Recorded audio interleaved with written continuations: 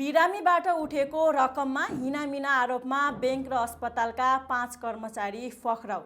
कपिलवस्तुको शिवराज नगरपालिकामा रहेको आधारभूत स्वास्थ्य सेवा अस्पताल चन्द्रौटाको करिब 38 लाख रुपियाँ हिनामिना गरेको आरोपमा प्रहरीले अस्पताल र बैंकका कर्मचारीसहित 5 जनालाई पक्राउ गरेको छ।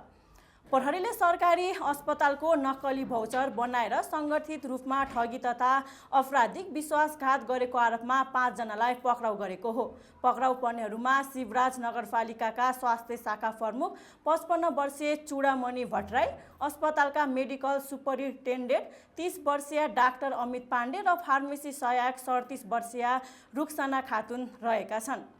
त्यस्तै रकम जम्मा गर्ने प्रक्रियामा मिलेमतो गरेको आरोपमा Nepal race bank limited Chandrauta शाखाका क्यासियर 34 वर्षीय कमल प्रसाद भण्डारी र सोही बैंकका तत्कालीन कार्यालय सहयोगी 35 वर्षीय विक्रम केसीलाई पनि प्रहरीले पक्राउ गरेको छ।